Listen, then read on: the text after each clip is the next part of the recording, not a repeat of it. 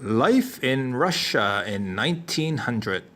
4 out of 5 Russians were peasants. Their main source of food was grain, which they made into rye bread or porridge and cabbage soup. Yummy. Good harvest meant there was food to go around, but bad harvest resulted in starvation and disease, such as in 1891, where there was a crop failure and cholera resulted in 400,000 people dying in the countryside. The main problem was land. Serfdom had ended in 1861 and peasants were able to get government loans to pay for land, but only a small piece, barely enough to survive, let alone pay off the loan. The peasants were therefore angry at rich landowners who lived on large estates which some peasants had to work on to supplement their income. The workers. The workers lived in extremely poor conditions in the city. They lived in cheap wooden lodgings and ate black bread, cabbage soup and buckwheat porridge. Yummy. Away from the city, they lived in dormitories where living quarters were divided by sheets. There was no privacy and disease was easily spread. The rest of Russian society. Life was great. The nobility made up just 1% of the population and owned a quarter of the land. Industrialization had created a new class which consisted of bankers, merchants, and rich capitalists. They enjoyed strong links with the government, who gave them big contracts and loans. They lived in big decorated houses, enjoyed fine restaurants, bars, and a ballet. How delightful. Tsar Nicholas II. He ascended to the throne in 1894. He was an autocrat, which meant he had absolute power, was not elected, and he believed he had a divine right to rule. There was no parliament to represent the people, and newspapers and books were censored. The Okhrana, secret police, were everywhere. Dissidents or anyone criticizing the Tsar ended up in jail or in Siberia. Lovely. Nicholas would not stand opposition. He dealt with opposition using violence, as we will come to see on many an occasion. He believed wholeheartedly in autocracy. He believed democracy would be the downfall of Russia. Despite his stupidity, lack of intelligence, he genuinely wanted to help his people, but he was out of touch. He relied on a small number of people to inform him of ordinary Russian life, and these people were only interested in keeping their jobs by keeping the Tsar happy, so they told him what he wanted to hear. Nicholas married Alexandra, a German, and had 4 daughters and a son, Alexis, who suffered from haemophilia. Alexandra was a great believer in autocratic rule. She did not want him sharing power with those pesky peasant people. She held great influence over him.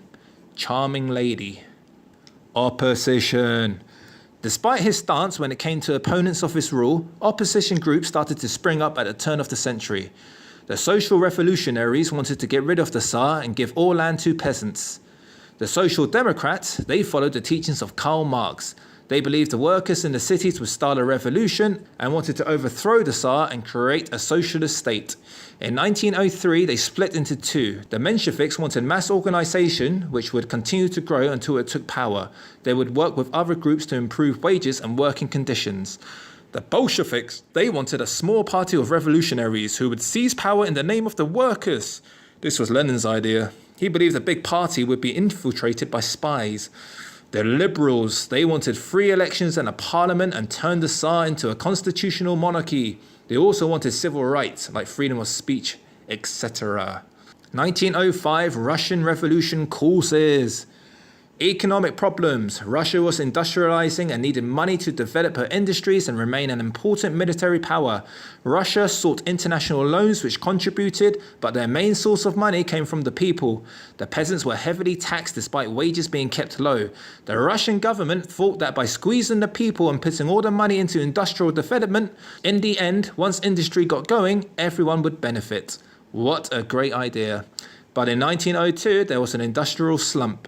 Thousands of workers were laid off. Strikes and demonstrations broke out. Then, in the countryside, between 1900 and 1902, there were poor harvests. The peasants who were already being financially squeezed were now starving. There were outbreaks of violence. Nicholas resorted to type. He sent in troops to crush disturbances. Despite this, strikes and demonstrations continued throughout 1902 to 03. Russo-Japanese War. Started in 1904 over Manchuria and a port called Arthur, which was ice-free. My mate Nick thought it was a good idea. He believed a short war would stop people criticizing the government. Smart move. Instead, the war worsened the domestic situation. There was a shortage of food and other goods, which led to increased prices. Factories closed due to a lack of industrial materials, which meant more workers laid off and more people starving. Japan was also winning the war, which was humiliating, losing to such a small country.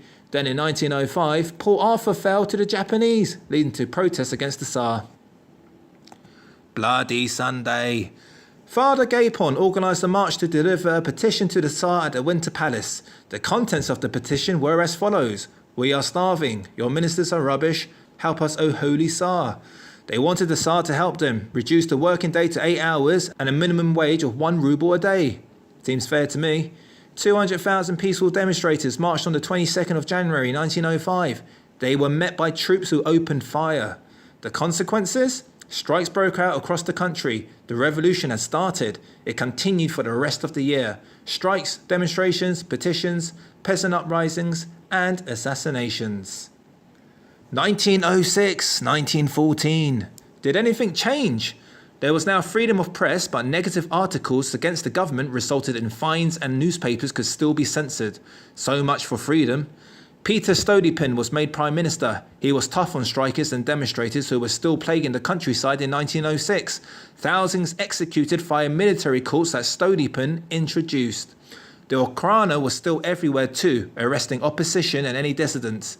The Duma was ineffective. The Tsar could dissolve it at any time. The Duma did not have the power to pass laws. The first 2 Dumas lasted a total of 5 months. There were a few signs of improvement. There was an industrial boom between 1906 and 1914. Russia became the 4th largest producer of coal, pig iron and steel. But worker conditions were still poor. Average wages were below 1903 levels, but prices still rose. Then in 1912 at Alina Goldfields, workers protested about poor working conditions. They clashed with troops. 170 workers were killed and 373 were wounded. In response, workers protested. Grrr. Rasputin. He held huge influence over the Tsarina after healing her son Alexis of haemophilia. Rumoured to be a ladies' man, engaging in drunken orgies and other lewd behaviour, the Tsar's reputation suffered from his association with Rasputin, not just with the people, but important ministers like Stolypin. In December 1916, Rasputin was murdered by nobility. My summary of Rasputin doesn't do him justice. I recommend you watch his video, Rah Rah Rasputin, to gain further knowledge of this incredible man. World War I.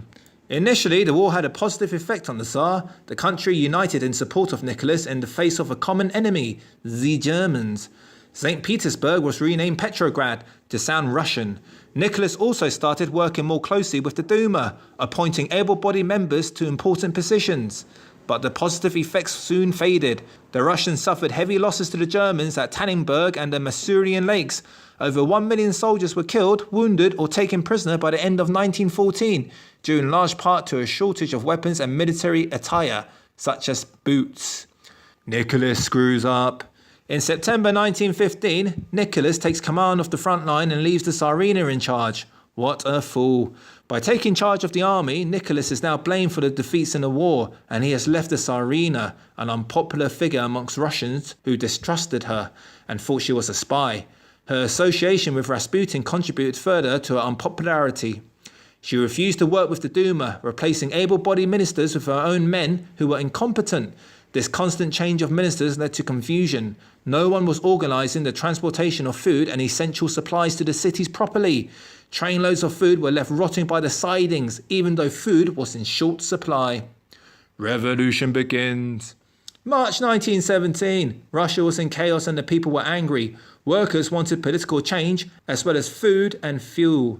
On the 7th of March, Petrograd, at the Putilov Engineering Works, 40,000 workers went on strike.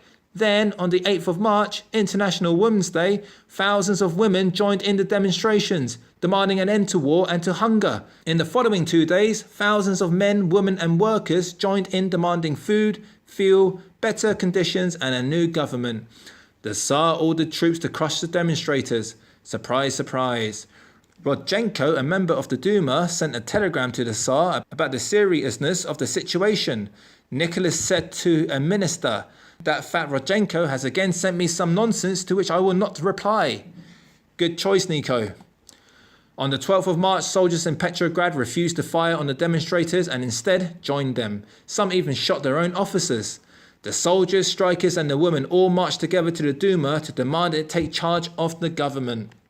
Bye-bye, Nick. Nicholas tried to get back to Petrograd, but it was too late. Railway workers refused to let his train into the city. His time was up. On the 15th of March, Nicholas abdicated. 300 years of Romanov rule had ended.